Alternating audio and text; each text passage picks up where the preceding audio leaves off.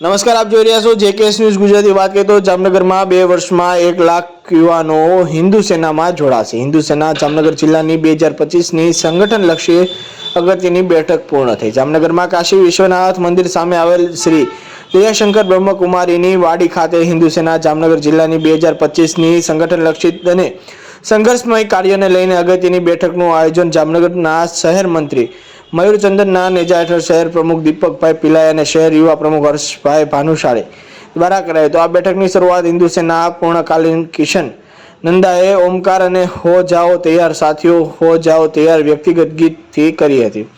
ત્યારબાદ આવેલ મુખ્ય મહેમાનોમાં રાજકોટથી આવેલ સ્વદેશી જાગરણ મંચના સૌરાષ્ટ્ર પ્રાંત યુવા આઈએમ પ્રમુખ તેમજ સ્વાવલંબી ભારત અભિયાન સૌરાષ્ટ્ર પ્રાંત સમન્વયક પ્રોફેસર ભાર્ગવ ગોકાણી, સરકારી કોન્ટ્રાક્ટર જમનભાઈ પાભર, જામનગર વાલ્મીકી ફાઉન્ડેશનના પ્રમુખ, વાલ્મીકી સમાજના આગેવાન સહિતના લોકો ઉપસ્થિત રહ્યા હતા. જેમાં હિન્દુ સેનાનો વિસ્તૃત પરિચય આપી સમાજમાં હિન્દુ સેનાની જરૂરિયાત શા માટે છે તેની માહિતી પણ આ કાર્યક્રમમાં આપવામાં આવી હતી. અને પ્રોફેસર ભાર્ગવ ગોકાણીએ યુવાનોને માનસિક રીતે મજબૂત રહેવા જણાવ્યું હતું. જેકેએસ ન્યૂઝ સાથે હર્ષલ ખંડેડિયા, જામનગર.